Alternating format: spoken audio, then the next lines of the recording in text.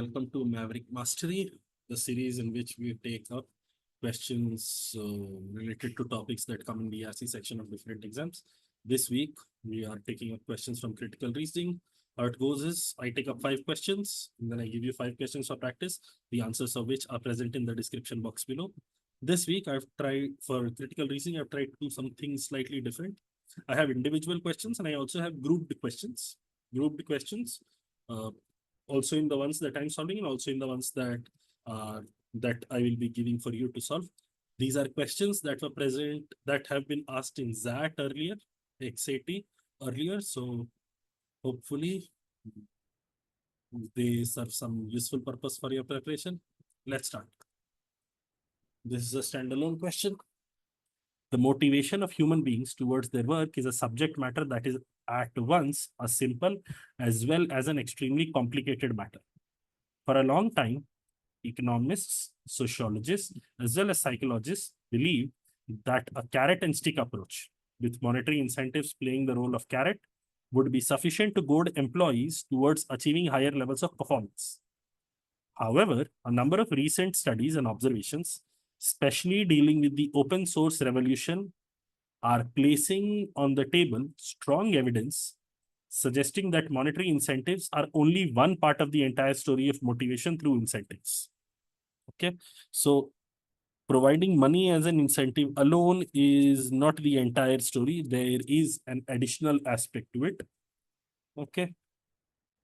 In a study conducted by a group of researchers at MIT, it was found that monetary incentives work well only in respect of tasks requiring mechanical skills. That is, those tasks not requiring much use of higher level cognitive abilities, such as memorizing or problem solving. So these are tasks that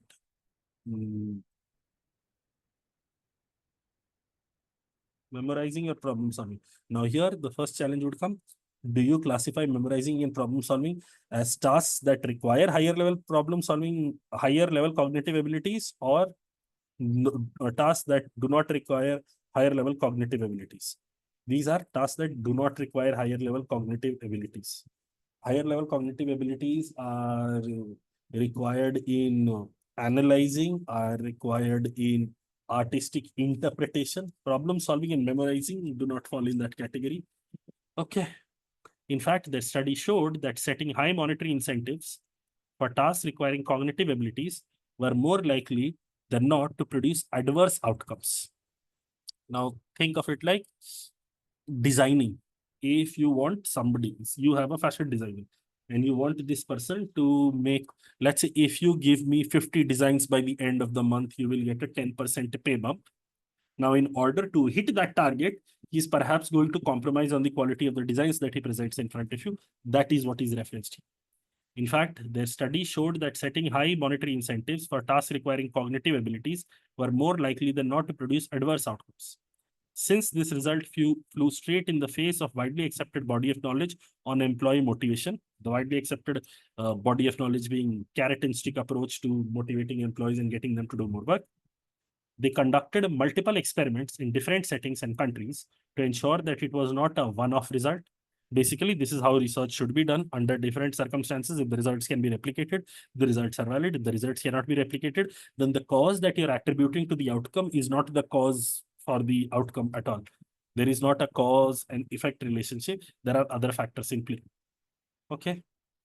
The findings were same in all the repetitions of the experiment. Now, this is a valid experiment, or the results from this experiment can be termed to be scientific because the results have been replicated in different settings. These studies appear to suggest that monetary incentives needed to be provided only to such an extent as to take the minds of employees off the issue of money and focus on other issues that are necessary to get the job done right. For instance, some experiments have shown that greater autonomy to employees and lowered interference from management and bosses is successful in driving the performance of employees working in cognitive skill-intensive jobs. Okay. So apart from money, see, money should no longer be the primary motivator. Money is, of course, a motivator. But apart from that, greater autonomy to employees and lower interference from management also gets employees to do very, very well when it comes to cognitive skill intensive jobs.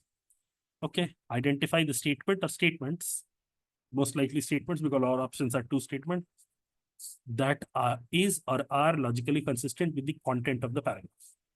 First, the carrot stick approach essentially requires the use of rewards to get more of a desired behavior, whereas penalties lead to increased undesirable behavior. No. Penalties lead to decreased undesirable behavior. It will not be increased undesirable behavior. This is of course out. And because this is out, this option is gone. This option is gone. We are left with these three now. Okay. Expending time and effort on the design of monetary incentives is a wasteful exercise. This is also not appropriate because in the latter part of the paragraph we had learned,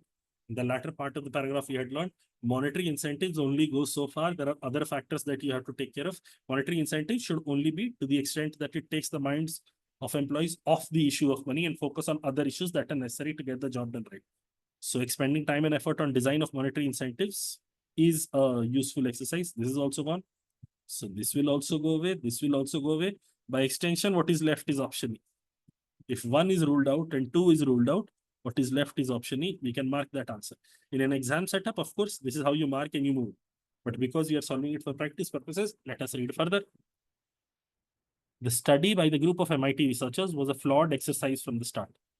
There has not been any indication that the study was a flawed exercise. And in fact, based on my own personal knowledge of how study should be conducted, it seems very, very appropriate. They've done it in different settings in different countries, and the results have been identical everywhere. So it was not a flawed exercise. This is also out. 3 is also out, 2 is also out, 1 is also out. What remains is option E, that should win. But let's move further. There appears to be a need to reorient the existing paradigm prevalent in incentive design. Of course, this is true because the findings fly in the face of In fact, the study showed that setting high monetary incentives for tasks requiring cognitive abilities were more likely than not to produce adverse outcomes, since this result flew straight in the face of widely accepted body of knowledge. This result is in contravention of what we widely believe to be accurate. Therefore, there appears to be a need to reorient existing paradigm prevalent in incentive design. This is definitely in line with what is given in the paragraph. Next. During the process of designing incentives, one should clearly delineate activities into those requiring mechanical skills and those requiring higher level cognitive skills, and design with separate sets of incentives and penalties for each. And this is also in line with the passage. The passage does not say carrot and stick does not work. It says it works best in mechanical jobs, but when it comes to non-mechanical jobs, high cognitive abilities are needed. There, only providing money as an incentive wouldn't work. So differentiating the nature of the job and providing incentives accordingly is definitely in line with the passage. The correct answer to the question is, of course, option E. Next question. Because of a steady increase in price of oats in country Z over the past couple of decades, overall sale of oats, which have been in great demand due to their health benefits, have recently begun to decrease. Okay. They are attributing the increase in prices to reduction in demand or reduction in sales of oats. Increase in prices to reduction in sales of oats. Oats, which were in great demand due to their health benefits, they are seeing declining sales now. In response to this scenario and to encourage greater buying of oats, the manufacturers and the wholesalers of oats have unanimously decided to reduce their prices of oats by at least 25%. Since the wholesalers of oats in country Z do not import or export oats, the overall sales of oats in country Z will likely see a significant increase. Which of the following would be the most useful in evaluating the argument? Right now, see, one step back. I have not read the options. I don't know anything. I simply want to know, was price the reason why people stopped buying oats, or the sales of oats are going down, or were there other reasons? Have there been substitutes introduced into the market? If I know this, I can pretty much answer the question. Okay. Which of the following would be most useful in evaluating the argument? The argument is prices were going down, so they are going to reduce the manufacturers, the wholesalers and the retailers are going to reduce the prices that they charge by at least 25%. So previously, let's say wholesalers sold it at 100 and retailers sold it at 150. They have promised to reduce it by at least 25%. They have promised to reduce it by at least 25%. So now, for the customer, the prices have come down to 112.5. Will this lead to, this should lead to significant increase. The final conclusion is this will lead to significant increase. Okay. First, whether the manufacturing costs of coats have remained the same. Even if the manufacturing costs of coat have remained the same, if the price comes down, will it lead to an increased sales? Most probably. Seems fine. As in, would this be most useful in evaluating the argument? Absolutely not, because the cost of manufacturing coats is not going to impact whether the reduction in prices will lead to more sales. Okay. Next, whether the prices the retailers charge for these coats will reflect the new prices they will be paying to the wholesalers. Okay. Wholesalers have decided to bring it down. Oh, this is important. I have made a mistake. See. Here, manufacturers and the wholesalers have decided to reduce the price of oats by at least 25%. Let's say this is the price that the manufacturer was charging. This is the price that the wholesaler was charging. And when he sold it to a retailer, he was charging 180. Now, the wholesaler was previously getting the item for 150, but he is now getting it for 112.5. He is getting it for 112.5. Now, whether the retailer, what we have been told of in the question are manufacturers and wholesalers. In option B, we have been told there are retailers. Whether retailer will also be reducing the price, because finally the customer only gets to interact with the retailer. He does not interact with the manufacturer. He does not interact with the wholesaler. He interacts with the retailer. Will the retailer also reduce his price in response to manufacturer and wholesaler reducing the prices? If they don't, there will not be a significant increase. If they do, there is a great likelihood that there will be a significant increase.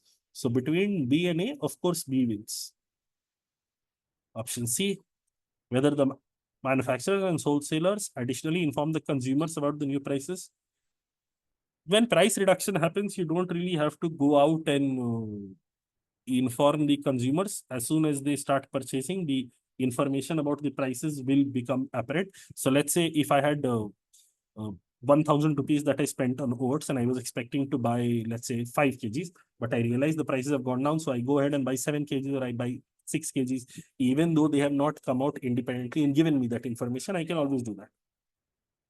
Option D, whether at present there exists a demand for oats.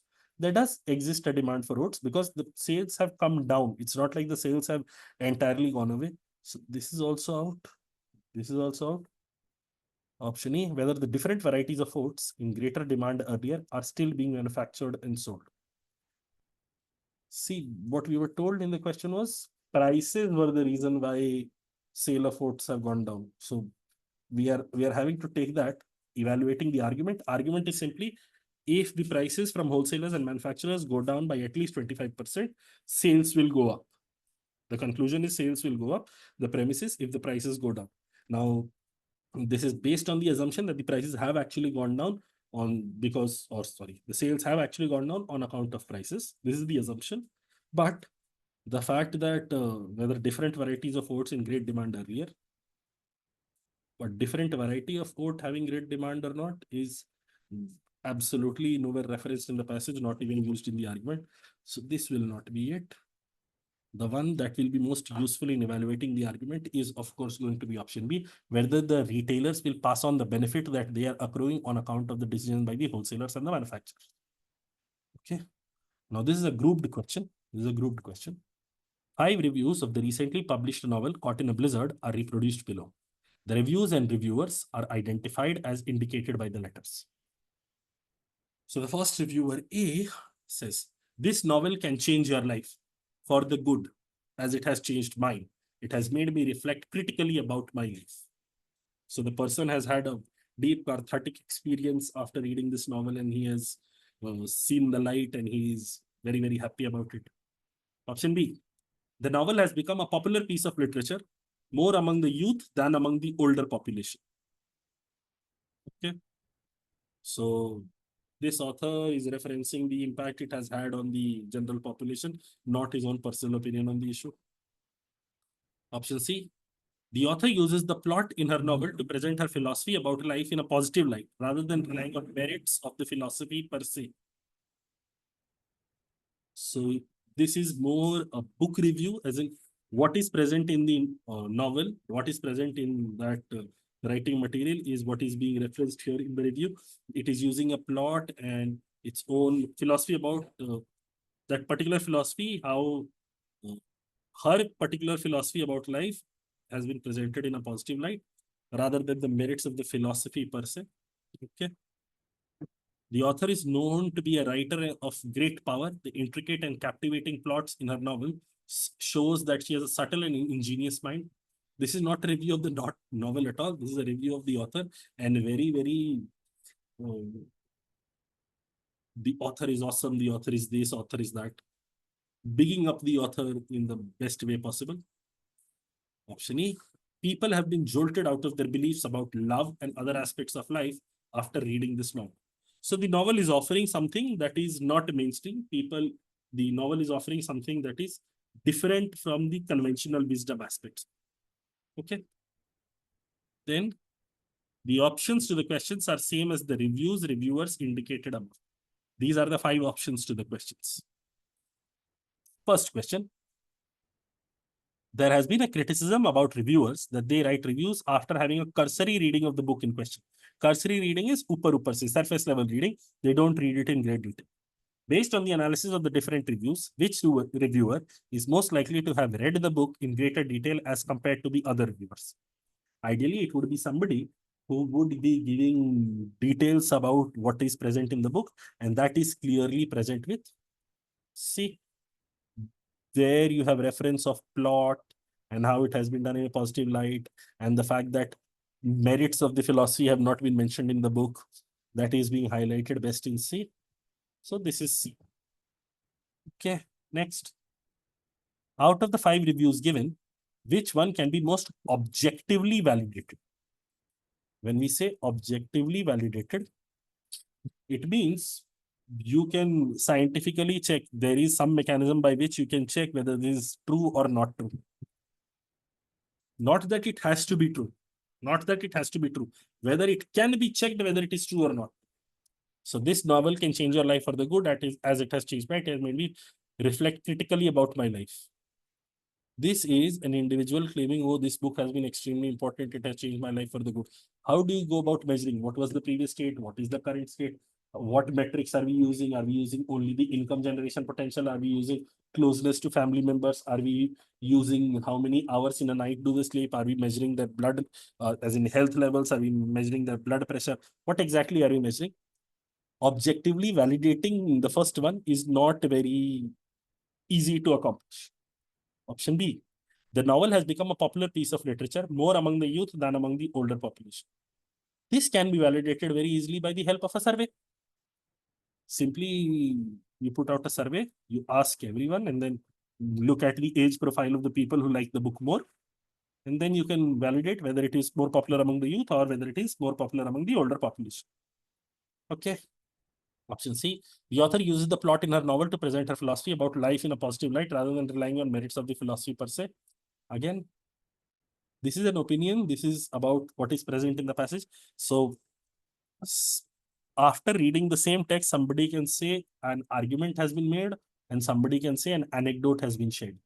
So objective validation cannot be done for the review given in C. Option D, the author is known to be a writer of great power. The intricate and captivating plots in her novels, not even this particular novel, novels, shows that she has a subtle and ingenious mind. Of course, cannot be objectively validated. There is no scientific method by which we can say, yeah, she has a subtle and ingenious mind. And option E, people have been jolted out of their beliefs about love and other aspects of life after reading this novel. Again, it is an opinion. The only one that can be, only review that can be validated by some sort of scientific mechanism, in this case being a simple survey, is option B.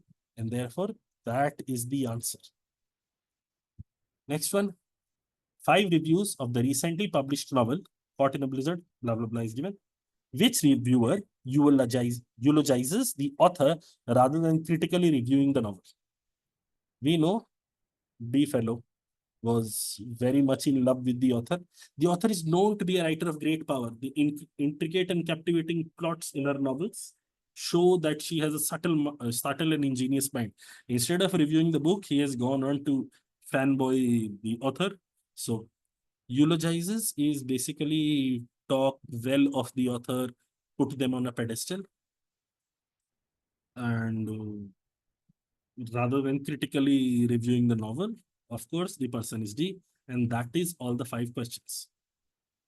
These 3 final questions were something that had come in XAT earlier.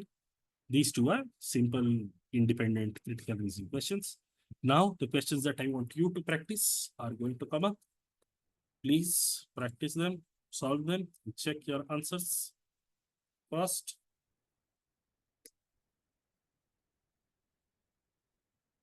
the second question now.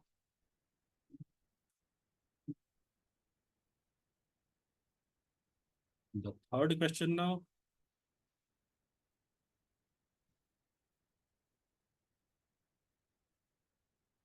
Then this is a question in group. So this question about paradox and heterodox is common to both the parts.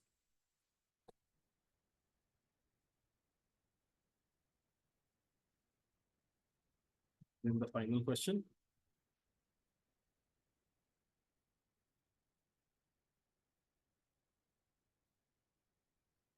Again, these are the last 2 questions. The grouped questions are from XAT, former year XAT papers. So such questions, grouped CR questions also come. You should be ready for them. Additionally, know this, the answers to these questions, once you arrive at your answers, you can happily put them down in the comment box below. You can also check them. They are present in the description of this video. In case you disagree with some answer or you feel some answer is not accurate, you have some reason for it, please put that down in the comment. Somebody from our team will give you the correct explanation as to how we are arriving at our answer. That will be all for this week's episode. Hopefully you learned something. See you again next week. Okay, bye people.